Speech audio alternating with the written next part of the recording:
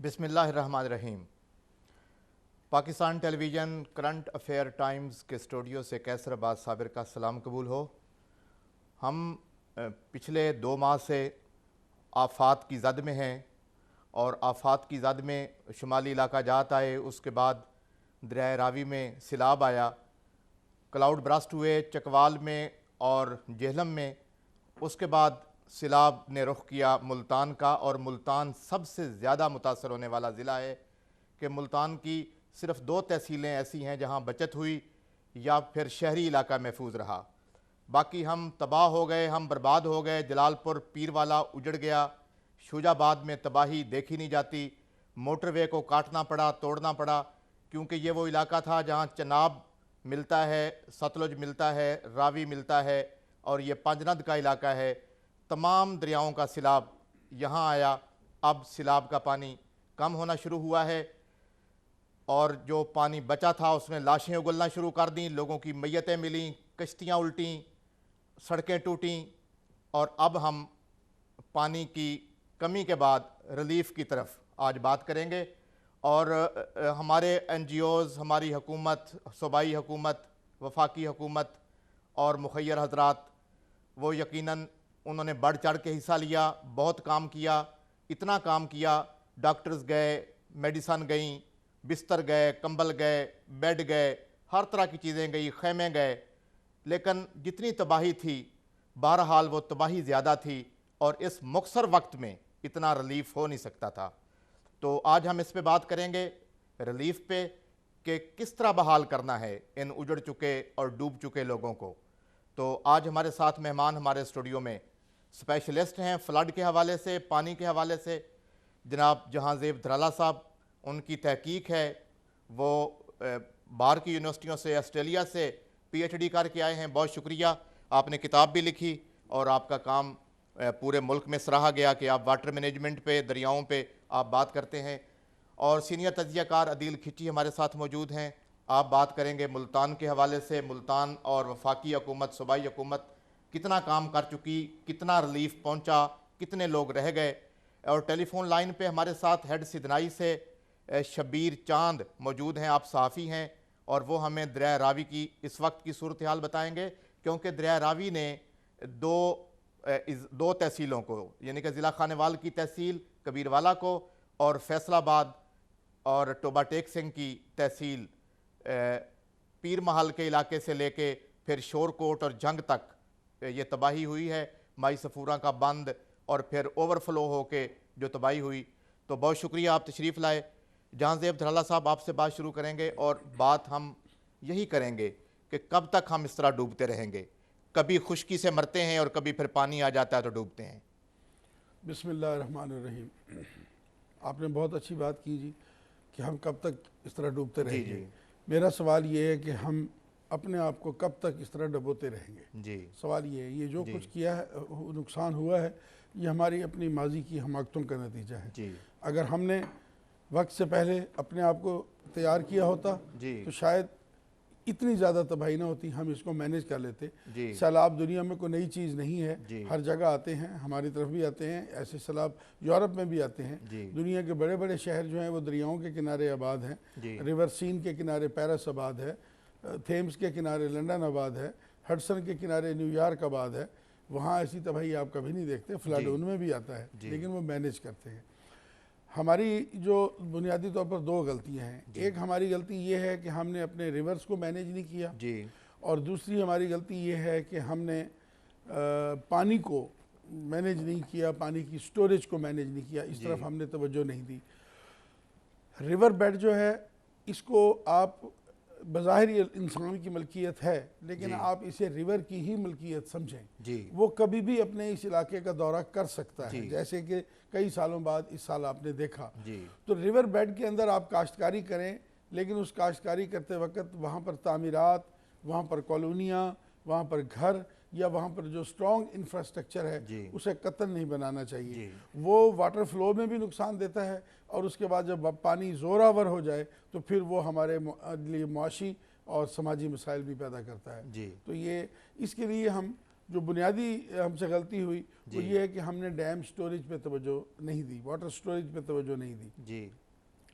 हमने यही समझा कि सिंध पर एक तरबेला और झेलम पर एक मंगला बना के हम शायद पूरे पाकिस्तान को खिला पिला देंगे। ये हमारी गलती थी। और हमें मैदानी इलाकों में भी छोटे डैम्स बनाने चाहिए। अब ये ज़रूरी नहीं है कि आप 6 मिलियन एकड़ फुट का जैसे तरबेला डैम है उस कैपेसिटी के सारे आप स्टोरेज डेवलप करें, लेकिन आप छोटे डैम भी बना सकते हैं और हमें बनाने चाहिए थे। वो डैम आज हमें काम देते, वो शॉक एब्जॉर्बर का काम करते। तीसरी जो हमारी गलती, लेकिन डैम तो इंडिया ने बनाए लेकिन वो भी डूब गया।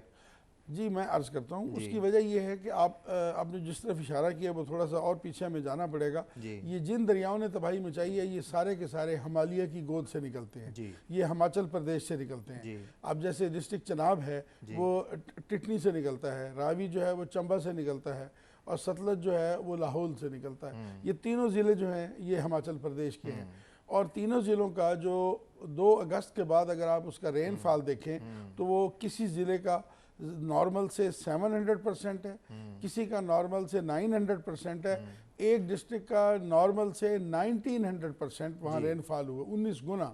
तो जब वहाँ रेनफॉल होगा तो हिमालय की जो हाइट्स हैं वो 22,000 फुट की हाइट हिमाचल प्रदेश में है, तो वहाँ से जब पानी स्लाइड डाउन करता है तो उसकी रफ्तार जो है वो इतनी ज़्यादा तेज़ है तो वो अपने पहाड़ी इलाके में तो तबाही नहीं मचाता, लेकिन जो ही वो मैदानी इलाके के डेल्टा में फैलता है तो फिर वो तबाही मचाता है। तो जब आप समझ लें कि जम्मू से आगे निकलता है दरिया तो फिर मैदानी इलाका शुरू होता है। तो इंडिया का भी जो पंजाब है वो जम्मू के बाद शुरू होता है। तो जम्मू का जो आबाद का पंजाब है इंडिया का वो भी डूबा है। उसके बाद जब पानी उसके कंट्रोल से बाहर हुआ है उसके बाद वो हमें डबो दिया गया है। इसमें थोड़ी सी जो है हम एक बात को नज़रअंदाज बिल्कुल नहीं कर सकते कि अगर इंडिया इस तबाही के मौके पर इस फ्लड की आमद पर हमारे साथ ताउन करता, और ज़रूरी नहीं कि हर वक्त लड़ाई लड़ी जाए, इस वक्त अगर ताउन करता और रिवर फ्लो को 8 दिन पहले अगर वो थोड़ा सा एक्सेस कर देता और उनके पास जो 4-5 डैम थे वो थोड़ी सी स्पेस क्रिएट कर जाते तो इस आने वाले पानी का शॉक एब्जॉर्बर हो सकता था। लेकिन यहाँ पर दुश्मन ने अपनी इस पानी को, अल्लाह ने दिया पानी, उसने इसको फिर थोड़ा सा मैनिपुलेट किया और उसने ये किया कि तमाम वो डैम्स जो हमारे बॉर्डर पे हैं, जैसे हरीके है सतलज पे, जैसे मधुपुर है रावी पे और जैसे बगलेहार है चनाब पे, इन तीनों को उसने भरा ऑप्टिमम लेवल पे और स्टोर किया। फिर इनसे पहले जो फॉलो अप में 3 डैम है जैसे नथल डैम है, थीन डैम है, इनको और ये इन सबको उसने भरा।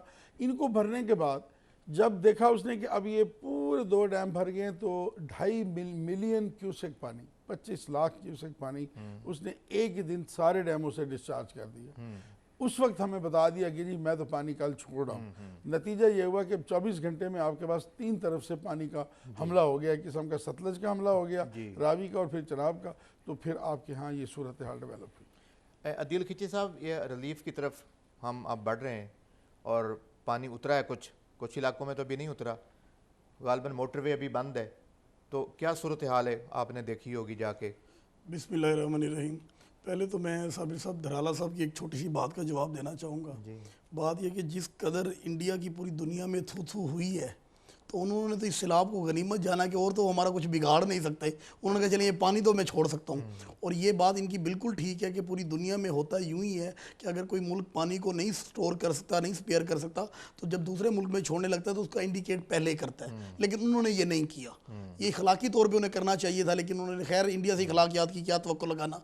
रह गई बात रिलीफ की, सर हमारा जो जलालपुर ये मोटरवे है, जो सखर मुल्तान मोटरवे है, ये जलालपुर के नियर इसको 20 किलोमीटर अफेक्ट हुआ है सर, ठीक है ना। और रह गई रिलीफ की बात, मैं पंजाब गवर्नमेंट को जितना क्रेडिट दूं, मतलब हम पैदा हुए हैं और मेरी अपनी ज़िंदगी में कोई 5-6-7 सैलाब मैंने देखे हैं, जितना मैंने इस गवर्नमेंट को सर एक्टिव देखा मैंने आज तक नहीं देखा। शहबाज शरीफ साहब वज़ीर आला होते थे, आपका खादम आला मशहूर था, बहुत एनर्जेटिक, बहुत एक्टिव, 20-20 घंटे काम करना, जो आपके साथ हमारे दोस्त ब्यूरोक्रेट्स काम करते रहे हैं, आपकी तारीफ़ों के पुल बांधते थे।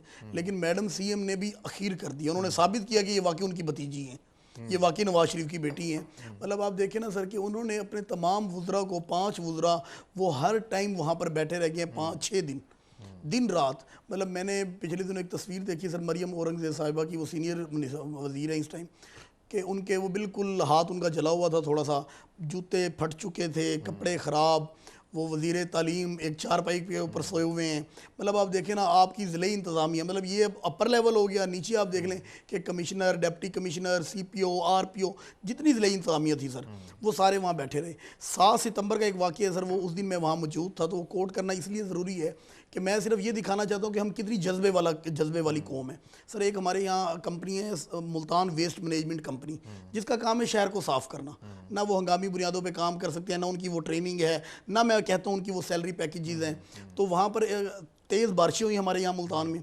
उसके बाद एक सलाबी रेले ने सर जलालपुर शहर के जो बंद था उसके ऊपर हमला कर दिया। जब वो टकराया तो पूरे शहर में, पूरे ज़िले में सर बेचैनी थी। तमाम इंतज़ामिया वहाँ पहुँची, कमिश्नर साहब भी वहाँ पर थे, हम भी मीडिया के काफ़ी दोस्त वहाँ पर मौजूद थे। तो वो बड़ी परेशानी की घड़ी थी। ऐसे लगता था सर कि जहाँ हम बैठे यहाँ से कोई मतलब 1-1.5 फरलांग के फासले पे शहर था, मार्केट्स, बैंक्स थे और पीछे पानी था। तो इन्होंने सर वेस्ट मैनेजमेंट, क्योंकि इस टाइम इतनी बड़ी HR को कलेक्ट करना भी बड़ा मसला था, तो कोई 750 तकरीबन लोग थे सर, वर्कर्स जो वेस्ट मैनेजमेंट के थे। उन्होंने सर 48 घंटे बगैर किसी वक्फे के, मतलब 8-8 घंटे की शिफ्ट तरतीब दी गई। अफसरान निगरान वहाँ जो इनकी इसके CEO हैं कंपनी के, अब्दुल रज़ाक डोगर, उन्होंने अनथक मेहनत की सर।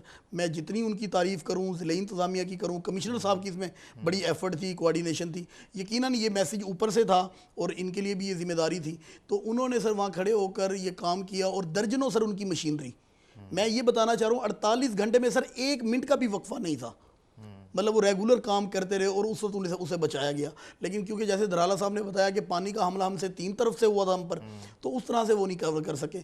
लेकिन मैं सर इसमें मतलब कई NGOs हैं, मैं मतलब नाम शायद सबके ना ले सकूं, कई मुखैर हजरात हैं सर, उन्होंने बढ़ चढ़ कर, आप बिलीव करें, लोग ऐसे पहुंचे हुए थे। और गवर्नमेंट ने भी सर सारे तमाम फंड्स का मुंह, मतलब वज़ीर आला साहिबा का हुक्म था कि जितने भी महकमे उन सब के फंड्स फ्रीज़ कर दिए जाएं और PDMA को हुक्म दिया कि जहां आपको जितने पैसे चाहिए आप खर्च करें, इन लोगों को रिलीफ दें। हाँ, लेकिन धराला साहब ये इसमें तबाही में अब की बार जो ज़्यादा किरदार अदा किया वो रावी ने किया है जी, क्योंकि हेड सिदनाई से ओवरफ्लो होके जी, ये जो शुजाबाद कैनाल मुल्तान तक वो एक खतरे की अलामत बन जी, चुकी थी। सिदनाई कैनाल में पानी जो है, सिदनाई कैनाल भी और वो भी वो एक ही है, वो एक ही है। सिदनाई कैनाल पहले वहाँ से आती है और रायपुर के पास से फिर उसमें से शुजाबाद कैनाल निकलती है। तो वो जब पानी 1,90,000 क्यूसेक का लेवल टच हुआ है सिदनाई पे, तो वो जो इस सिदनाई कैनाल का राइट बैंक था वो पानी के लेवल से नीचे था। पानी उसके ऊपर से गुजर के नहर में आ गया और जिस नहर की कैपेसिटी 4,000 क्यूसेक है या 3800 क्यूसेक है, उसमें 7,000 क्यूसेक पानी आ गया। अल्टीमेटली फिर सराय सदू के पास भी नहर को रंगों के पास, तो पहले सराय सदू के पास टूटी है, फिर भी पानी ज़्यादा था। फिर शुजाबाद कैनाल को उन्होंने चला दिया कि पानी कुछ कंज्यूम किया जाए। तो शुजाबाद कैनाल जिसको 1800 क्यूसेक पे चलाना होता है उसको 2400 पे चलाया, फिर भी ओवरफ्लो होती तो फिर उन्होंने पानी रांगों में छोड़ दिया, नीचे वाली मुल्तान ब्रांच में, वो भी फिर रांगों के पास बस। हमारे एक जर्नलिस्ट जो है वो हेड सिदनाई पे मौजूद है, हम अब की मौजूदा सूरत हाल उनसे जो है ना वो टेलीफोन कॉल पे तो वो लेंगे। लेकिन ये है कि ये देखा गया कि मुल्तान में वो जो शुजाबाद कैनाल है जो सूरज म्यानी के साथ साथ गुजरती है, तो वो भी खतरा बना रहा मुल्तान सिटी के लिए। इसे मुल्तान की डिफेंस लाइन कहा जाता है, लास्ट डिफेंस लाइन। तो वहाँ के लोग जो करीबी रहने वाले हैं वो कहते हैं कि हम तो सुबह के वक्त बड़ी अजियत में थे क्योंकि वो किसी वक्त भी वो खुद ही टूट सकती थी, उसको ना भी तोड़ा जाता। बिल्कुल सही। तो ये कैफियत थी और पीछे से पानी सारा फ्लो होके आ रहा था, वो नॉन कंट्रोल, जी वो पानी अनकंट्रोल्ड था क्योंकि वो किसी गेट फाटक से नहीं गुजरा, वो जबरदस्ती नहर में दाखिल हुआ है, तो उसमें किसी का कसूर नहीं है। इसी तरह हेड सिदनाई के मकाम पे अब्दुल हकीम सिटी को बचाया गया, बचाया गया और वो पानी जो है वो सफूरा वाला बंद तोड़ के वो उस तरफ उसने उसको शोरकोट की वो 25 पुल तक और ये सारे इलाके और फिर कतालपुर और सराय सिद्धू और ये सारा इलाका डूबा और वहाँ भी इतनी ही तबाही हुई है जितनी तबाही जलालपुर में हुई है। बिल्कुल ठीक है। लेकिन वो चूंकि मंजर से हटा हुआ है और वहाँ रास्ते भी नहीं थे वहाँ पहुँचने के, तो वो सूरत हाल जो है ना, इसमें मैं थोड़ा सा ऐड करूंगा। आपने कहा कि रावी ने सबसे ज्यादा तबाही की जी। दर हकीकत इस दफा तबाही सबसे ज्यादा सतलज ने की है। अच्छा, मैं अगर आपको, उसकी वजह यह है कि रावी और चनाब का अगर आप गेजेस देखें जो उसका फ्लो आया है वो 24 घंटे के लिए अपनी उसने पीक को टच किया है, और फिर साथ ही उसका डाउन शुरू हो गया। लेकिन जो सतलज की तरफ है, आप अगर हेड गंडा सिंह वाले की गेजेस देखें तो वो 3,13,000 से लेकर 3,35,000 क्यूसेक तक मुसलसल एक हफ्ता चला है और उसके बाद जाके वो टूटा है उसका। मैं लाइन पे हमारे साथ गुलाम शबीर मौजूद हैं हेड सिदनाई से। अस्सलाम वालेकुम। वालेकुम अस्सलाम। जी गुलाम शबीर, क्या हाल है आपके? जी अल्हम्दुलिल्लाह। आप हेड सिदनाई पे मौजूद हैं और आपने तबाही भी देखी और आप कवरेज करते रहे पूरे इलाकों की। इस वक्त पानी उतरने के बाद क्या सूरत हाल है? जी बहुत शुक्रिया सर। पानी उतरने के बाद सूरत हाल यहाँ तक पहुँच चुकी है कि लोग अभी भी पानी उतरने के बाद खुले आसमान के नीचे मौजूद हैं। लोगों की छतें जो हैं, लोगों के जो मकानात हैं वो जमीन बोस हो गए हैं और लोग अभी भी इस लालच में बैठे हैं कि हम हुकूमत की तरफ से हमें कुछ जो है रिलीफ मिलेगा, हुकूमत की तरफ से इमदाद मिलेगी ताकि हम अपने मकानों को जो है तमीर करा सकें। तो हमने इलाका मकीनों से बात की तो लोगों का यही ख्याल है कि जब तक हुकूमत की तरफ से कोई इकदाम नहीं होया जाता तब तक हम जो है मकानों की तमीर नहीं कर सकते। लोगों के जो अभी तक हालात ये हैं कि कुछ लोगों के आस पास पानी अभी भी मौजूद है, वो लोग अभी भी घर में जो है बिल्कुल फाके की सूरत में है। अच्छा गुलाम शबीर, ये बताएं कि आम तौर पे ना आपके जो हेड सिदनाई का इलाका है वहाँ माई सफूरा का बंद टूटने के बाद ये तासर उभरा कि वहाँ के सियासतदानों ने, अमीर लोगों ने अपनी ज़मीनें और अपने इलाके बचा के गरीबों को डबो दिया है। तो क्या ऐसी बात हुई है? सर मैं वहाँ मुसलसल कवरेज करता रहा हूँ। हेड सिदनाई की कैपेसिटी 1,50,000 क्यूसेक है। जब माई सफूरा वाला बंद ब्रिज किया गया उस वक्त 1,75,000 क्यूसेक तजावुज कर गया था। उससे भी ज्यादा पानी की सतह मुसलसल बुलंद हो रही थी। तो फिलफोर इंतजामिया ने यह फैसला किया कि अगर माई सफूरा वाला बंद को ब्रिज ना किया जाता तो ये जो है हेड सिदनाई को बचाना बहुत मुश्किल था। पानी जो है जिससे खानेवाल और तहसील कबीर वालों को बहुत ज्यादा नुकसान पहुंचा रहा था। अच्छा गुलाम शबीर, ये बताएं कि इस वक्त रिलीफ की क्या सूरत हाल है? क्या इमदाद पहुंच रही है उन इलाकों में? सर अभी तक जो हुकूमत की तरफ से है कुछ कैंप्स दिए गए हैं और इसके अलावा जो मुखैर हजरात हैं वो पहुंच रहे हैं, लेकिन वो भी उन जगहों पे नहीं पहुंच रहे जो अंदर लोग फंसे हुए हैं। जो अंदर के इलाके हैं, लोग जाते हैं सड़कों पे, जो मुखैर हजरात हैं उनको देखे जो है वापस आ जाते हैं। जो सूरत हाल है अंदर लोग अभी भी उसी तरह फंसे हैं और लोग खुले समाज के नीचे अभी भी मौजूद हैं। आपको क्या लगता है कि इन लोगों को बहाल होने में कितना अरसा लग जाएगा? ये दोबारा अपनी जिंदगी में वापस आ जाएंगे? सर जैसी सूरत हाल हुई है वहाँ के लोगों की फसलें बर्बाद हुई हैं, लोगों के माल मवेशी तबाह हो गए हैं, लोगों की जो मकान थे उन सामान समेत, कुछ लोगों के तो सामान समेत जो है जमीन दोस्त हो गए हैं सामान। तो अभी सूरत हाल ये है कि ये तो अगर हुकूमत की तरफ से कोई अच्छा इकदाम आता है तो फिर भी जो है सालों लगेंगे यहाँ। ठीक है। तो इस वक्त सराय सिद्धू का इलाका मुतासिर था, कतालपुर का इलाका, वहाँ पानी खुश्क हो गया है? सर ये सैर सदू के आगे जो है सैब लंगरा, कादू मिराली और शहर मिराली, ये जो सिकंदराबाद मौजा जितने भी हैं, चौकी हराज, ये जितने इलाके संगम पे जो दरिया रावी और दरिया चिराब पे संगम पे ज्यादा मुतासर हो रहे हैं, वहाँ अभी तक जो है लोग कुछ लोग वापस जा रहे हैं, जो अभी तक जो है ना वहाँ सूरत हाल गंभीर है। जी बहुत शुक्रिया गुलाम शबीर, आप हमारे साथ लाइन पे मौजूद थे। अदील खिची साहब, आपने पंजाब हुकूमत की तारीफ़ की और पंजाब हुकूमत मुल्तान में नज़र भी आई, बिल्कुल सिर्फ जलालपुर पीरवाला में और शुजाबाद में। क्या कबीरवाला का वो इलाका जो डूबा है या शोरकोट का इलाका, वो चूँकि वहाँ मीडिया नहीं जाता या कम जाता है या इस तरह कवरेज नहीं होती, कितनी बार वहाँ कमिश्नर गए, कितनी बार वहाँ के खानेवाल के डिप्टी कमिश्नर गए, बल्कि वो माई सफूरा का बंद किसने तोड़ा, लोग उसका एजाज़ लेते रहे कि मैंने तुड़वाया, मैंने बंद करवाया। तो ये क्या है? ये तफरीक क्यों है कि एक मरकज़ी शहर है, वहाँ तो इमदाद पहुँच रही है, लेकिन जो मज़ाफ़ात में लोग ओझल हैं आंखों से, वहाँ ना इतना सोशल मीडिया, ना टिकटॉक है और ना ये सारी चीज़ें, ये क्या है? मैं सर इसे थोड़ा सा तफसीली एक्सप्लेन करूँगा। जी अर्ज़ ये है कि सर ये जो इस टाइम आपके शहर में हालात थे ना, इस ज़िले में ख़ास तौर पे मुल्तान में, ये एक जंग के हालात थे सर जी। और जो जंग के हालात होते हैं ना सर, उसमें किसी भी समझदार ऑफिसर की या ज़िम्मेदार इंसान की जो प्रायोरिटी होती है वो ज़्यादा लोग होते हैं कि खुदा न खास्ता जहाँ ज़्यादा नुकसान हो सकता है, कोई अमवात हो सकती हैं, कैजुअलिटीज़ हो सकती हैं, उसको पहले सिक्योर किया जाए, उसके बाद बाकी जगहों पर जाया जाए। तो जलालपुर का जो हाल था ना सर, मतलब जलालपुर में जो पानी आया ना सर, उसका उस तरह से ना तो इंडिकेशन थी ना कोई इतलात थी। हम तो सारी अच्छा, वैसे तवज्जो उसका कसूर किसका है सर, अब देखें ना, बात ये है कि वो ये हमने तो देखें, एक रद्द-ए-अमल होता है ना, बिल्कुल। पब्लिक का रद्द-ए-अमल तो ये है कि हमें कमिश्नर ने डबोया है कि आज बंद तोड़ दिया जाएगा, आज ब्रीच कर दिया जाएगा, आज हम पुल बंद कर देंगे, आज हम ब्लास्ट कर देंगे। ये सारा तो इंतजामिया करती रह गई। सर असल में ना ये एक वाहिद सैलाब था सर, माजरत के साथ किसी के पास भी फिगर्स नहीं थे कि आपको पानी आना कितना है आपके मुल्क में। ये एक मतलब खुदाई आफत तो थी, आपकी दुश्मन की चाल और साजिशें भी इसमें शामिल थी। आप इसको बिल्कुल ना भूलें कि आपको सरासर धोखा देते रही इंडिया। आपको उन्होंने कहा कि पानी आ रहा है 12 घंटे में, आप बिलीव करें कि हेड मोहम्मद अला हम 48 घंटे खड़े रहे, पानी नहीं आया, जबकि हमें कहा जाता रहा कि 12 घंटे में पानी आ रहा है। तो बात यह है कि इस सूरत हाल में इंतज़ामिया क्या कर सकती थी? मतलब हम तो सारे यहीं खड़े हुए थे हेड मोहम्मद वाला कि यहाँ से ब्रीच होना है, शेरशाह रोड ब्रीच होना है, चनाब के पास यहाँ पानी ज़्यादा है। लेकिन अभी इधर से इंतज़ामिया ने से इतना सर नहीं उठाया था कि पता चला जलालपुर में पानी पहुँच गया है। आप तसव्वुर करें ना सर, एक कमिश्नर या एक डीसी या ज़िले इंतज़ामिया ये कहाँ कहाँ पहुँच सकती थी और क्या कर सकती थी? चारों तरफ से परेशानी का आलम था। अब जलालपुर में जो कमोबेश जो लोग थे ना, अगर सर ये इस तरह से सैलाब आ जाता, जितने इंतजाम किए गए ना किए जाते, तो सर कमोबेश को 10 लाख 12 लाख लोग अफेक्ट होने थे। जॉब आपके 2 लाख भी नहीं हुए। आप ये देखें ना सर कि उन्होंने उसको कितना, मतलब जितना वो स्पेयर कर सकते थे उन्होंने किया।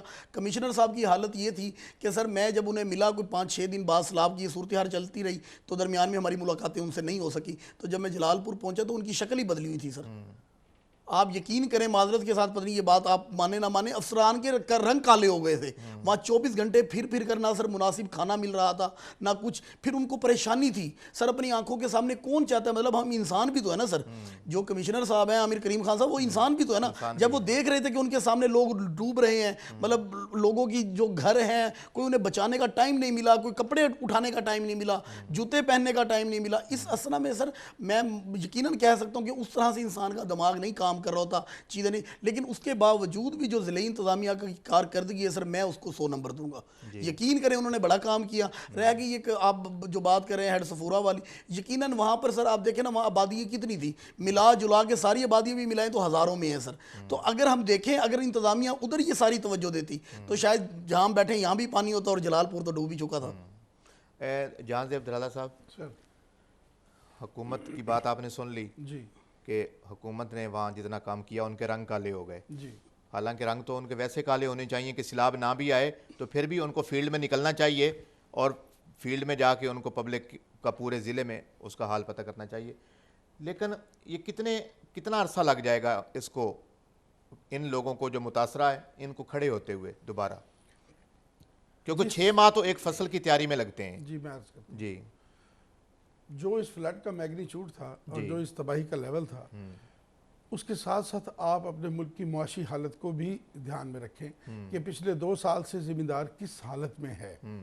अगर ज़मींदार बहुत ज़्यादा खुशहाल होता, 2-3 साल से कोई फसल हमारी फेल ना हुई होती, गंदम के रेट अच्छे मिले होते, मक्की हमारी अच्छी बिकी होती, हर चीज़, तो अगर ज़मींदार की जेब में पैसे होते उसके अकाउंट में, बैंक अकाउंट में, तो फिर उस सूरत हाल में ये जो रिहेबिलिटेशन का काम है इसकी बात कुछ और होती। लेकिन इस वक्त जो सूरत हाल है कि ज़मींदार 2 साल से, हमारा एग्रीकल्चर सारा, मैं किसी को टारगेट नहीं कर रहा, लेकिन जो रियलिटी है ऑन ग्राउंड है कि हमारा एग्रीकल्चर जो है वो पिछले 2 साल से एक घाटे के कारोबार के अलावा कुछ नहीं है। तो ज़मींदार तो कंगाल हुआ है पहले भी, और अब इस कंगाल सूरत हाल के ऊपर ये आफत आ गई। अब यहाँ पर आफत और उसकी पहले की जो माशी तबाही पहले थी और फिज़िकल तबाही अब हुई। मैं इस जो सैलाब है इसके असरात को मैं अगले कम से कम 2 साल तक मैं समझता हूँ कि ये 2 साल में जाके शायद इसके असरात आपको महसूस 2 साल बाद भी हो रहे हों कि कुछ इलाके आपके अभी वापस स्ट्रीम लाइन में ना आए हों। अब आपने की फसल की तैयारी की बात, इस वक्त हमारी गवर्नमेंट को मैं समझता हूँ सबसे ज़्यादा तवज्जो इस वक्त महकमा ज़राअत को एक्टिव किया जाए। इन जिम्मेदारों को जो फ्लड के इलाके में आए हैं इनको डोजर्स दिए जाएं, क्योंकि सैलाब का पानी आने से जब ज़मीन में कहीं कटाव होता है और कहीं पर सैंड ड्यून्स बन जाते हैं बड़े बड़े, दोनों सूरतों में आप काश्तकारी नहीं कर सकते। तो हमारा जो एग्रीकल्चर का शोबा है उसमें सारे जो ख़ास तौर पर एग्रीकल्चर इंजीनियरिंग वाले जो हैं, जिनके पास बुलडोजर्स और डोजर्स हैं, और ये आपके टीवी स्टेशन के बिल्कुल साथ उनका दफ्तर है, इन लोगों को तैयार किया जाए, इनके सारे बुलडोजर्स उनको एक्टिव किया जाए और उनको वर्किंग कंडीशन में लाया जाए। तो मेरा ख्याल है कि अगर महकमा ज़राअत चाहे तो गंदम की फसल इज़्ज़त से काश्त हो सकती है, लेकिन उसके लिए आपको बिल्कुल आउट ऑफ द बॉक्स जाना पड़ेगा और मेहनत करनी पड़ेगी। अच्छा आदिल, खाना पहुंच गया, राशन पहुंच गया, दवाई पहुंच गई, चेक करने के लिए डॉक्टर्स अपनी मदद आपके तहत पहुंच गए, ये सारे लोग पहुंच गए, लेकिन कुछ और चीज़ें जो हैं वो उन पे भी हमने बात करनी है कि कुछ लोगों की मशीनरी दब गई, वो अब उन पे मिट्टी पड़ी हुई है, उनको तलाश करना है, इमदाद आ रही है उसको तकसीम करना है और उनको मेरिट पे तकसीम करना है। फिर कुछ लोगों का वो सारा हदूद मिट गई है, वो जो ज़मीनों की हदबंदी होती है वो लोगों को पता नहीं चल रहा कि हमारा एकड़, हमारा किला, हमारा वो कहाँ तक था रकबा। तो वो सारा काम जिन पटवारियों ने करना उस पर भी निगरानी की ज़रूरत है। वो ये ना हो कि उसकी 2 कनाल उसको, उसके 10 मरले उसको, वो जिस तरह का यहाँ मिजाज पाया जाता है। तो इस पर हमने बात करनी है, लेकिन पहले हम डॉक्टर आसिफ रांझा साहब हैं बावलपुर से, वो रिलीफ का काम करते हैं और इस्लामी यूनिवर्सिटी ने वैसे अपनी मदद आपके तहत भी बहुत काम किया है, क्योंकि जैसे दराला साहब ने बताया कि सबसे ज़्यादा पानी जो है वो दरिया सतलुज में आया है, और वो चूँकि पहले खुश्क था तो वो इसलिए भी लोग तो तवक्का ही नहीं कर रहे थे ना, वो गैर मुतवक्के तौर पे आया। तो हम पूछते हैं कि वो इस वक्त क्या कर रहे हैं। अस्सलाम वालेकुम। अस्सलाम वालेकुम। लाइन ड्रॉप हो गई है। तो खिच्ची साहब, ये चीज़ें जो है ना, इस पे आपने बताना है जाके हुकूमत को। अच्छा सर, मैं, क्योंकि आप बहुत अच्छी तर्जमानी करते हैं और ये बात दुरुस्त भी है, कोई बात गलत भी नहीं है। देखा गया है वो 4-5 वज़रा वहाँ मौजूद थे, लोगों का आना जाना था, प्राइम मिनिस्टर आए, फील्ड मार्शल साहब आए, वो इससे कम अज़ कम ये कि एक तहर्रुक पैदा हुआ, एक तसलसल आया उस चीज़ में कि इंतज़ामिया भी रोज़ की बुनियाद पे वहाँ जाती है और वहाँ उनके रंग भी काले हो गए। आपने ठीक बात की। आप यकीन करेंगे इंतज़ामिया वहाँ सोती रही रात को। जी जी। तो वापस नहीं आई है शहर में, वो आ नहीं सकते थे उस वक्त जो पोजीशन थी, क्योंकि वो एक उसकी वजह ये भी थी कि कौन सी बड़ी शख्सियत इस्लामाबाद से फिर अचानक आ जाए, तो इसलिए उनका वहाँ मौजूद होना ज़रूरी था, क्योंकि पहुँचने में तो फिर भी 1 घंटा लगता है। लेकिन ये जो फंड्स आ रहे हैं, जो इमदाद मिलनी है, इसकी तकसीम, अब ये भी खबर आई है कि फॉर्म फिल करवाए जा रहे हैं, कोई जेल साज लोग करवा रहे हैं, वो डिटेल ले रहे हैं, वालदा का नाम, आईडी कार्ड नंबर, कहाँ रहते हो। हुकूमत की तरफ से भी कुछ नहीं आया, लेकिन वो फॉर्म फिल करवा के ले गए ताकि वो बाद में वो फिंगरप्रिंट यूज़ करके वो जिस तरह पहले बैंकों के साथ हुआ है, तो इस पे भी नज़र रखनी है। तो सर अर्ज़ ये है कि पहले तो इस प्रोग्राम के तवस्सुस से उन तमाम सलाफ़ज़दगान के लिए मैसेज है कि आप इस तरह के किसी भी प्राइवेट बंदे को किसी किस्म की कोई मालूमात फराहम ना करें। जी अदील, डॉक्टर रांझा साहब लाइन पे हैं। अस्सलाम वालेकुम। अस्सलाम जी। डॉक्टर आसिफ रांझा साहब, आपका शुक्रिया, आपने हमें ज्वाइन किया। हमारे साहब जहांजेब धराला साहब हैं और अदील खिच्ची साहब, हम बात कर रहे हैं सिलाब पे और रिलीफ पे और इस वक्त की सूरत हाल पे, और आपने रिलीफ वर्क किया है। आप इस वक्त क्या सूरत हाल देख रहे हैं कि मुतासरीन जो है वो किस हाल में है और रिलीफ वर्क कितना हुआ है? जी बहुत शुक्रिया, मुझे आपने जो है वो अपने प्रोग्राम में लिया है। असल में इस्लामी यूनिवर्सिटी भावलपुर का जो IUB फ्लड रिलीफ सेल है, वो सैलाब की जब सूरत हाल पैदा हुई तो तकरीबन 1 महीना पहले, तो वहाँ उस वक्त से NDMA और HED की डायरेक्शन के मुताबिक हमने फिर अपना काम शुरू कर दिया। तो उसमें ये था कि जो रेस्क्यू का काम था, जिसमें 1112 के साथ इस्लामी यूनिवर्सिटी भावलपुर के जो वॉलंटियर्स हैं उन्होंने लोगों को रेस्क्यू किया, इवैक्यूएट किया, और उसके बाद फिर जब पानी पहुंच गया और आपको पता है बहुत ज्यादा फसलें तबाह हुई, लोगों के घर तबाह हुए। मैं सतलज की बात कर रहा हूँ क्योंकि इस्लामी यूनिवर्सिटी भावलपुर इस एरिया को कवर करती है। तो हमने उसमें फिर लोगों को हमने रिलीफ देना स्टार्ट कर दिया, और उसमें रिलीफ एक्टिविटीज में क्या था कि हमने उनको कहीं ना कहीं जहाँ शेल्टर प्रोवाइड करना पड़ा वहाँ पे शेल्टर भी प्रोवाइड किया। हमारे कैंपसेस भी लोगों के लिए ओपन थे और दरियाए सतलज ने बड़े सालों बाद एक वसी पैमाने पर तबाही की है, जिसमें लोगों की जो एग्रीकल्चर है, क्राफ्ट्स है, वो तो टोटली तबाह हुई हैं। स्पेशली अगर भावल नगर से हम स्टार्ट करें, नीचे खैर कोटामे वाली, उसके बाद जो बावलपुर सदर, बावलपुर सिटी, फिर जलालपुर पीर वाला, उसके बाद फिर अलीपुर के जो हालात हैं वो बहुत ज़्यादा ख़राब हैं। तो हमने सिविल सोसाइटी को और पाकिस्तान ओवरसीज फोरम को भी ऑन बोर्ड लिया और हमने रिक्वेस्ट भेजी यूनिवर्सिटी की तरफ से कि आप हमें इमदाद दें। उसके लिए हमारे साथ पेलिकन डेवलपमेंट ऑर्गेनाइजेशन, कुछ और ऑर्गेनाइजेशन भी ऑन बोर्ड आ गई, डिस्ट्रिक्ट गवर्नमेंट भी। अब तक इस्लामी यूनिवर्सिटी भावलपुर का IUB फ्लड रिलीफ सेल जो है वो तकरीबन कोई 2000 से ज्यादा फैमिलीज को फूड पैक्स जो है डिस्ट्रीब्यूट कर चुका है, और वो फूड पैक जो है वो कोई एक दिन का खाना नहीं है जी। हमने उनको 15 दिन का खाना जो है उस फूड पैक में एक फैमिली के लिए वो प्रोवाइड किया है। फिर अब हम मॉस्किटो नेट्स प्रोवाइड कर रहे हैं, जहाँ कहीं पे खैमों की जरूरत है, जहाँ पे लोगों के पास घर नहीं है, उस पे भी हमारे वॉलंटियर्स काम कर रहे हैं। फिर एक और चीज जो हुई, चूंकि पानी तो थोड़ा हो गया, उतर गया, उसके बाद जो बीमारियां फैल रही हैं, तो हमारा जो हेल्थ डिवीजन है वो फ्री मेडिकल कैंप्स लगा रहा है मुख्तलिफ इलाकों में। अब तक हम भावलपुर की जो तहसील हैं इनमें फ्री मेडिकल कैंप्स भी कर चुके हैं, और बैटरी के जो हमारे मेडिकल कैंप्स हैं वो भी चल रहे हैं, क्योंकि इसमें लाइफ स्टॉक को कई दफा इग्नोर कर दिया जाता है कि जी लाइफ स्टॉक की खैर है, लोगों की बात करें। तो उसके लिए भी हमारी टीम जो है वो काम कर रही है। और अब तक इस्लामी यूनिवर्सिटी भावलपुर जो है वो तकरीबन 12 मिलियन से ज्यादा की इमदाद जो है वो इन फ्लड इफेक्टेड एरियाज में पहुंचा चुका है। अभी भी हम सैचरडे वाले दिन इंशाल्लाह जलालपुर पीर वाला एरिया विजिट करेंगे, वहाँ पे हमने फूड पैक्स डिस्ट्रीब्यूट करने हैं। इसी तरह से कुछ मॉस्किटो नेट्स हमने डिस्ट्रीब्यूट करनी है। हमारी टीम जो है वो यूनिवर्सिटी में इस वक्त फूड पैक की तैयारी पे काम कर रही है, और हमारे साथ कुछ और पार्टनर्स भी ऑन बोर्ड आ गए हैं। इस वक्त हमारे 500 के करीब जो वॉलंटियर्स हैं वो फ्लड इफेक्टेड एरियाज में साउथ पंजाब में इस वक्त ऑन ग्राउंड मौजूद हैं, जो कि उन इफेक्टेड फैमिलीज को कोई ना कोई सर्विसेज प्रोवाइड कर रहे हैं। जी डॉक्टर साहब, ये बताएं कि ये सारी इमदाद जो है ये नावा डेज की इमदाद है कि आजकल उन्होंने खाना है, उनको मेडिसन चाहिए है, और आपने शेल्टर भी दे दिया, लेकिन मुस्तकिल बुनियादों पे उनको अगले कम से कम 6 माह के लिए जानवरों को चारा चाहिए है, जिनके घर गिर गए हैं उनको घर चाहिए है। उसके लिए आपने क्या किया है? अच्छा जी, इसमें ये मैं बता रहा हूँ कि जाहिर है हम तो एक एजुकेशनल इंस्टीट्यूट है, और HEC और BHEC NDMA ने हमें डायरेक्शन दी, तो हम अपने तय हमने बहुत सारी चीजें करने की कोशिश की है। और आपका सवाल बड़ा इम्पोर्टेंट है, इस पे हम ऑन बोर्ड हैं। पेलिकन डेवलपमेंट ऑर्गेनाइजेशन जो है उसका कुछ एक्सपीरियंस है। जब 2022 में DG खान राजनपुर में फ्लड आया था, तो वहाँ पे इन्होंने फिर लोगों को जिनके घर गिर गए थे, इन्होंने फिर 1-2 कमरे के छोटे छोटे घर उनको बना के दिए थे उस वक्त।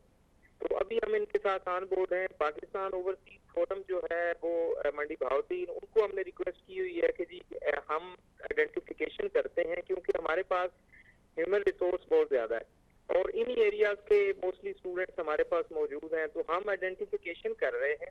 जो आपने बात की 6 महीने की, ये बहुत इंपॉर्टेंट पॉइंट है, क्योंकि इन लोगों को अभी काउंसलिंग की भी जरूरत है, ट्रॉमा में है बहुत सारे लोग। तो हमारे सोशल वर्क और साइकोलॉजी के डिपार्टमेंट के स्टूडेंट्स और फैकल्टी, इस पे भी अब काम हमने शुरू कर दिया है कि लोगों को जो घरों को वापस जा रहे हैं परेशानी की हालत में, उनको अगर काउंसलिंग करनी पड़ती है तो वो भी हम करें, लेकिन उसके साथ साथ हम थोड़ा सा एस्टिमेट कर रहे हैं। जहाँ ज्यादा नुकसान हुआ है वहाँ पे हम कोशिश करेंगे कि रिसोर्सेज को मोबिलाइज करके किसी तरह से, अगर हमने गवर्नमेंट को नॉक करना है या प्राइवेट सेक्टर की कुछ इदारों को नॉक करना है, तो हमारी यूनिवर्सिटी जो है उस पर भी काम कर रही है। साथ साथ हमने इस पे ना एक और काम भी शुरू किया है जो शायद एक यूनिक भी है। अगले साल एक्सपेक्टेड है कि 22% ज्यादा बारिशें होंगी, मानसून, और ज्यादा थ्रेट्स हैं फ्लड के। तो हम इस पे भी काम कर रहे हैं कि हम कम्युनिटीज जो हैं उनका रिस्पांस ले रहे हैं कि अगर रिवर बेड से थोड़ा सा दूर अब आपकी सेटलमेंट हो, यानी कि जिनके घर जो है वो बिल्कुल दरिया के अंदर आ गए हैं या करीब से उनका नुकसान हुआ है, तो हम गवर्नमेंट को कुछ रिकमेंडेशंस ये भी दे सकें यूनिवर्सिटी रिसर्च करके कि जी लोग क्या रिस्पांस दे रहे हैं कि क्या वो दरिया से थोड़ा दूर सेटल होने को तैयार है, ताकि आइंदा फ्यूचर में अगर कोई ऐसा फ्लड आता है या इस किस्म की सूरत हाल होती है तो हम कम से कम उसके लिए तो हमारी प्रिपरेशन अभी से होनी चाहिए। तो बाकी जो 6 महीने की बात है, हमारी टीम ऑन बोर्ड है, हमारे साथ इस वक्त भी कुछ पार्टनर्स काम कर रहे हैं जिनका ये प्रॉमिस है कि हेल्थ के हवाले से, लाइफ स्टॉक के चारे के हवाले से और लोगों की किसी हद तक आबादकारी के हवाले से वो आईयूबी पे ट्रस्ट कर रहे हैं। और हमें खुशी है, हमें फख्र भी है कि आईयूबी फ्लड इफेक्टेड एरियाज में इतना ज़्यादा काम कर रही है कि आपको किसी और तालीमी इदारे का यानी यूनिवर्सिटी का वो काम शायद ही पाकिस्तान में नज़र आएगा जितना आपको आईयूबी का नज़र आएगा। जी बहुत शुक्रिया डॉक्टर साहब, आप हमारे साथ मौजूद थे। अल्लाह आपकी तौफीकात में इजाफ़ा करे। हमारी और हमारे नाज़रीन की दुआएं आपके साथ हैं। बहुत शुक्रिया। जहांज़ेब दराला साहब, लोग काम कर रहे हैं जी, और कुछ लोग वो भी हैं जो नज़र भी नहीं आ रहे जी, लेकिन काम कर रहे हैं, और कुछ सिरे से कार ही नहीं रहे, जो अहले सरवत भी हैं, अहले दौलत भी हैं, यकीनन। उनकी आमदनी भी है लेकिन वो बिल्कुल छुप गए हैं, वो इनफरादी तौर पे भी नज़र नहीं आए। लेकिन अभी डॉक्टर रांझा साहब ने बात की कि हम अगले साल बारिशें होने वाली हैं तो उसके लिए हम कुछ कर, तो ये आर्जी बंदोबस्त कब तक हमने सोचना है? इसका कोई मुस्तकिल बंदोबस्त नहीं कि बारिशें तो होनी हैं जी, और ग्लेशियर पिघलने हैं, दरियाओं में सैलाब भी आना है। मैं इस पे अर्ज करूं सर, हमें सबसे पहले अपनी सोच तब्दील करनी है। हम कोशिश करते हैं बीमारी से लड़ें और दुनिया कोशिश करती है बीमारी की वजह से लड़ें। ये एक बहुत बड़ा माइंडसेट है जो हमें चेंज करना है। हम मलेरिया होता है, डेंगू होता है, उसके खिलाफ हम मुहिम चला रहे हैं, लेकिन हम मच्छर मारने के खिलाफ उतने एक्टिव नहीं होते, जिसकी वजह से आप डेंगू में फंसते हैं। इस सैलाब में भी सूरत हाल ऐसी ही है। आपको लॉन्ग टर्म प्लानिंग करनी है और उसमें यह है कि जो हमारा रिवर बेड है उसके अंदर लोग आबादकारी, काश्तकारी करें, जो मर्जी करें, बागबानी करें, लेकिन उनकी रिहाइश जो है वो बंद से बाहर हो।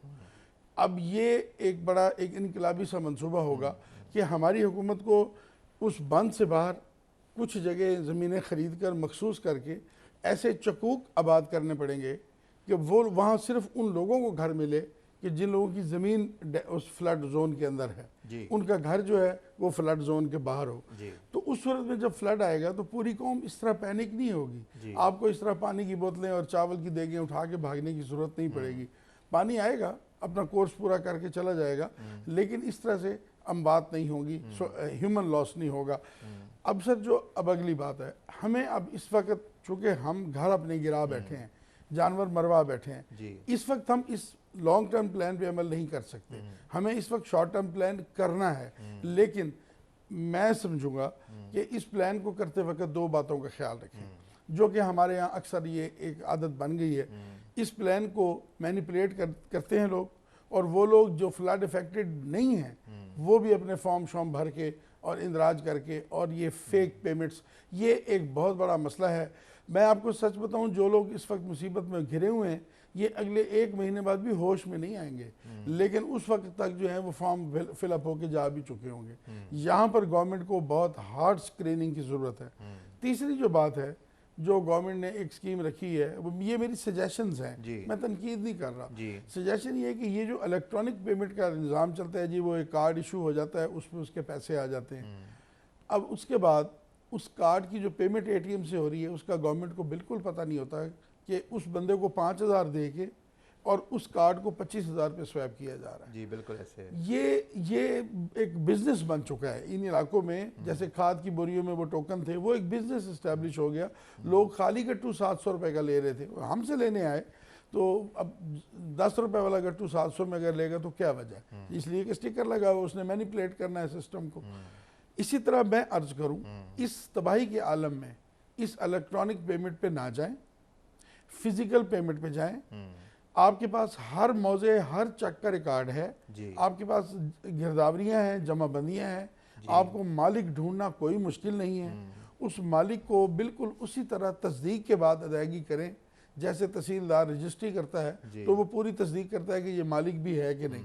तो ये इस इलेक्ट्रॉनिक सिस्टम में बहुत सारे अभी फ्लाज हैं, उसमें इस्लाह की ज़रूरत है। मेरा मशवरा ये होगा कि इसको कैश पेमेंट पे लेके जाया जाए, लेकिन पूरी फिल्ट्रेशन के बाद और एक जदीद तरीके से। बिल्कुल ऐसे। अदील, आप रिलीफ के जो सारे काम हो रहे हैं, इस मुतमिन तो आप हैं, लेकिन इसको मज़ीद बेहतर कैसे कर सकते हैं? सर अर्ज़ी ये है कि जैसे धराला साहब ने बात की ना, ये बड़ी अच्छी बात है, क्योंकि ये जितने दही इलाकों के लोग होते हैं ना, ये इतने पढ़े लिखे नहीं होते बेचारे, इनको उतना पता नहीं होता आईटी से रिलेटेड। ये वैसे हम तो आईटी में बड़े पीछे हैं पूरा मुल्क ही, तो वो तो बिल्कुल ही पीछे हैं, तो उनको पता नहीं होता। लोग उनसे थंब लगवा लेते हैं और उन्हें चंद पैसे देते हैं, बाकी खुद खा जाते हैं। ये बिल्कुल देहात की बात आप कर रहे हैं। जब आटा तकसीम हो रहा था रमज़ान शरीफ में, तो वहाँ कुछ लड़के बायोमेट्रिक मशीनें लेके फिरते थे। बिल्कुल 2 लेज़ के पैकेट और दूध का डब्बा और जूस दे के वो फिंगरप्रिंट उनके ले रहे थे और उनको कह रहे थे हम आपको सिम गिफ्ट कर रहे हैं। वो दरअसल उनके फिंगरप्रिंट ले रहे थे। बिल्कुल ऐसे सर, बिल्कुल ऐसे। बिल्कुल तो ये बहुत बड़ा फ्रॉड है ये। लेकिन अब इसको जो बेहतर करने का तरीका है ना, ये जो इन्होंने कहा ना कि रेवेन्यू, सर रेवेन्यू डिपार्टमेंट तो माजरत के साथ अगर पटवारियों के हवाले ही हमने सब कुछ करना है तो फिर तो बात नहीं बनेगी, मुझे नहीं लगता। तो इसमें ये चाहिए, गवर्नमेंट को चाहिए, जैसे सुथरा पंजाब प्रोग्राम है या जिला कौंसिल है, कारपोरेशन है। पटवारियों के हवाले तो पुलिस के बारे में क्या ख्याल है? क्या ASIs और मुंशी मरड़ों के हवाले अगर कर दिया जाए तो वहाँ कैसा निजाम मिलेगा? बिल्कुल ऐसा ही महकमा हेल्थ के क्लर्कों के बारे में क्या ख्याल है? बिल्कुल ऐसे है। तो सर हर महकमे में अच्छे बुरे लोग पाए जाते हैं, लेकिन मैं ये कह रहा हूँ कि हर ऑफिसर को पता भी होता है मेरे डिपार्टमेंट में कितने अच्छे लोग हैं। कोई अच्छे लोग निकाल लें हर डिपार्टमेंट से और इनकी ड्यूटीज़ लगाएं, ये जाके बाई हैंड कैश दे। उसकी रीज़न ये है कि अगर हम इस तस्दीक के चक्कर में पड़ेंगे ना सर, आपके पास रिकॉर्ड मौजूद है रेवेन्यू का कि किसके नाम कितनी काश्त है, उसको आप बुलाएं और वेरीफाई करें, उसका ID कार्ड देखें और उसको कैश हैंड ओवर कर दें। ये एक तरीकाकार है। नहीं तो एक तरीकाकार ये भी हो सकता है, जिन लोगों के घर डिमोलिश हो गए हैं सर, उनको घर बना कर दे दिए जाए। अपने किसी भी डिपार्टमेंट को, बिल्डिंग डिपार्टमेंट है, हाईवे है, बहुत सारे डिपार्टमेंट एक्सपर्ट्स आपके पास मौजूद हैं, आप उन्हें लगाएं और पूरी बस्तियां आबाद करवा दे, बनवा कर दे दें, ना दे बाई हैंड कैश। लेकिन जो सबसे बड़ा मसला है ना सर इस टाइम, वो तो उस महंगाई के तूफान का है, क्योंकि आपकी ज़राअत बिल्कुल ख़त्म हो चुकी है साउथ में। इस टाइम जो सब्जियां हैं वो इतनी महंगी मिल रही हैं कि जिसकी कोई मतलब वो ही नहीं है, आदि नहीं है। तो इन गवर्नमेंट को चाहिए सबसे पहले तो इसके ऊपर देखें कि ये कैसे इसके ऊपर काबू पाया जाएगा। कि ये सैलाब ज़दगान तो अफेक्ट हुए ही हुए हैं, बाकी शहरी लोग भी अफेक्ट हो रहे हैं जो जिन्होंने ये खरीदनी है, जाहिर है। तो इसके ऊपर फौरी तौर पर कुछ ना कुछ नहीं करना और कुछ लोग जो खाना बदोश हैं वो अपनी झोपड़ियाँ उठा के वहाँ पहुँच गए हैं। बिल्कुल ऐसे सर, बिल्कुल ऐसे। ये भी एक बड़ा मसला है कि उनको जांचना, उन्हें पता करना कि वाकई सैलाब ज़दगान में से हैं भी सही या नहीं है। और रह गई बात, ये मैं एक धराला साहब की बात का आखिरी जवाब दूंगा सिर्फ, कि उन्होंने कहा ना कि ये जो दरिया होता है ना, ये अपनी जगह नहीं छोड़ता। ये बिल्कुल इसमें एग्रीड, हम तारीख पढ़ें तो हमें हर जगह यही मिलता है, उसने लाजमी अपनी जगह से गुजरना ही गुजरना है कभी ना कभी। उसमें होता ही है कि ये पहली दफ़ा मैंने देखा है कमिश्नर मुल्तान आमिर करीम खान साहब ने उसके ऊपर पूरा जोर दिया है। रेवेन्यू की मीटिंग रखी, अभी सैलाब के ये शुरू के दिन थे, उन्होंने कहा कि आप इसकी पूरी एक हदबंदी करें कि जो दरियाई चनाब है ये कितने एकड़ पर मुश्तमिल है और उसकी डोमेन की उसकी कोई हदबंदी करें। अगर उसके दरमियान में कोई बंदा घर बनाएगा, उसको सिर्फ फिर उसका घर ना डिमोलिश करें, उसको सजा दें, उसे जेल भेजें, ताकि ये लोग जो देखें ना, एक इंसानी जान जो है ना सर, उसका कोई रद्दो बदल नहीं है पूरी दुनिया में। आप पूरी कायनात की तमाम चीज़ें दे दें तो एक इंसानी जान का मुकाबला वो नहीं कर सकते। तो ये नहीं होना चाहिए। जितने लोग देखें ना जो कैजुअलिटीज़ हुई है ना, वो हमारे भाई थे, वो यकीनन बिल्कुल अपनी कमअकली की वजह से वो इस मौत के मुंह में खुद बैठे हुए थे। उनको कहते रहे, मैं मतलब हम देख रहे थे कि ज़िला इंतज़ामिया मिन्नतें कर रही थी, लोग नहीं निकल रहे थे बाहर शुरू। वो कह रहे थे कि नहीं, हम अपने घर नहीं छोड़ सकते, हमारे जानवर हैं। अब एक मसला ये भी है, जो सबसे बड़ा मसला मुझे लगता है, जो मवेशी बच गए हैं ना सर, उनका चारा पूरा करना भी एक बहुत बड़ा आलमी है इस टाइम, कि उनको कैसे बचाया जाए। ये बिल्कुल ठीक बात है। धराला साहब, आप बैनुल-अक़वामी तौर पे भी आफात को देखते हैं, तो तरक्की याफ्ता मुल्क जो हैं वो कैसे निमटते हैं ऐसी सूरत हाल से? तरक्की याफ्ता मुल्क इस सूरत हाल आने से पहले निमटते हैं। क्या बात है। वो हम एक्चुअली जब आग लग जाती है तो हम पानी की बाल्टी लेके पहुंचते हैं और वो आग लगने से पहले सूखी लकड़ियाँ चुन लेते हैं कि यहाँ आग कहीं भड़क ना उठे। तो बस ये सोच का फ़र्क अगर हम भी कर लेंगे तो हम इस मुसीबत से बच जाएंगे। पहली बात जैसे मैंने की, ये नदीम भाई ने बहुत अच्छी बात की है कि जो कमिश्नर साहब ने जो प्लान की, वही बात जो पहले मैंने की कि इन लोगों की आबादकारी आप फ्लड जोन से बाहर करें, इनके चकूक आबाद करें। जैसे आपने तरबेला डैम बनाया था, तो तरबेला स्कीम के चकूक आज भी मौजूद हैं पंजाब में। मंगला डैम बनाया था, मंगला स्कीम के चकूक आज भी मौजूद हैं। आप तो ये रिवर्स के चेक क्यों नहीं बन सकते? ये अगर रिवर्स के चेक बनेंगे तो लोग वहाँ से देखिए, उनके जो घर होंगे वहाँ से रिवर को 50 किलोमीटर नहीं होता, 3 किलोमीटर होता है। तो उनका वर्किंग फील्ड वही रहेगा, लेकिन रेजिडेंशियल फील्ड वो सेफ होगा। तो जब फ्लड आएगा तो आपको ऐसी सूरत हाल नहीं। इस वक्त आप ये देखें, जब ये आटा तकसीम गवर्नमेंट करती है, उनकी तरफ से तो बजट इशू होता है, मैंने अपनी आंखों से देखा है, ये कुछ छुपी हुई बात नहीं है, आंखों से देखा है कि एक बंदा लाइन में लग के आटे का थैला लेता है, उसे जाके फिर छुपा के रख आता है, फिर दोबारा आ जाता है, फिर दोबारा खड़ा होता है। अच्छा, फिर वो लोग, ये भी नहीं होता कि वो एक आता है, वो दो दो तीन बंदे छोड़ के फिर उनका एक बच्चा खड़ा होता है, फिर उस लाइन में दो तीन बंदे छोड़ के उनकी माँ खड़ी होती है। हम क्या कहूँ, अब हम माशरे के तौर पर भी हमारी जो सूरत हाल है इसके बारे में आप जानते हैं हमसे ज़्यादा बेहतर। तो हमें इस रिलीफ वर्क में सबसे पहले ये देखना है कि हमारे इस रिलीफ में जो लोग हकदार नहीं हैं वो कहाँ से घुस रहे हैं, ये ब्रीच ना हो, सिर्फ उन लोगों के लिए इमदाद जाए जो बिल्कुल मर गए हैं। लाइफ स्टॉक के बारे में जो इन्होंने बात की है, बहुत अच्छी बात है। लाइफ स्टॉक हमारा वो सेक्टर है जिसका फॉडर उजड़ गया है, अब हमें उनको, हमारे पास अल्टरनेट है और वो है हमारे पास उनके लिए साइलेज। तो हमारे पास जो साइलेज फैक्ट्रियाँ हैं, गवर्नमेंट उनसे साइलेज परचेज करे और वो इन लोगों को फ्री दे, ताकि उस साइलेज का ये फ़ायदा है कि वो गट जो है आप 4 दिन इस्तेमाल कर सकते हैं, नंबर 1। और उन फैक्ट्रियों को रिलीफ दे दे, उन पर कोई टैक्स माफ़ कर दे कि हम आपसे ये फ़लाना टैक्स नहीं लेते, लेकिन आप रिलीफ में हमें सस्ते जो हैं इतने साइलेज के रोल्स जो हैं वो दे दें। अब बेलर्स और रोल्स हर जगह मौजूद है। एक और बात कि जो ही ये फ्लड से उतरे, अभी हमारे पास टाइम है, हम जल्दी जल्दी, क्योंकि 55 दिन की फसल है मक्की, हम जल्दी से एक फसल मक्की की तैयार अगर हम कर लें तो जानवरों का फॉडर और साइलेज ये मिल जाएगा। तो गवर्नमेंट को चाहिए कि जहाँ गंदम पे तवज्जो दे वहाँ मक्की के बीज पे भी तवज्जो दे, ताकि इन ज़मीनों को आबाद करके हम जल्दी से मक्की की एक फसल भागते भागते ले लें। ये बात ठीक है। अदील, सारा कुछ हो गया, इमदाद बाहर से भी आ रही है। जी बिल्कुल, वैक्सीन बाहर से आई है, 9 साल से 14 साल तक के बच्चों को लगनी थी, बच्चियों को, ताकि वो सर्वाइकल कैंसर से उनको मुस्तकबिल में बचत हो। तो हमारे वो लोग जो है उसको रद्द कर चुके हैं जिन्होंने पोलियो से बचाव के कतरे हराम करार दिए, नहीं लगवाए, जिन्होंने वो तमाम कोरोना की वैक्सीन को, जिन्होंने कोविड की जो वैक्सीन थी उसको उन्होंने 2 नंबर कहा कि ये अमवात हो जाएंगी। तो क्या इमदाद से भी कोई इनकार कर रहा है? सर मैं वैसे एक छोटी सी बात ऐड करूंगा। हम पैदा हुए और सुनने लगे हैं, कुछ जो इलाके ऐसे हैं वहाँ पर वो कहते हैं जी हम पोलियो नहीं पिलाएंगे, हत्ता कि बाद जगहें ऐसी होती हैं कि वहाँ मजम्मत हो जाती है और पुलिस बुलानी पड़ती है उन बेचारे पोलियो वर्कर्स को बचाने के लिए, बाजियाब कराने के लिए। ठीक है, मैं पैदा हुआ हूँ सर, ये मैं सुनने लगा हूँ, मुझे आज तक एक केस पूरे मुल्क में बता दें जिसने पोलियो पिया और वो मर गए हो।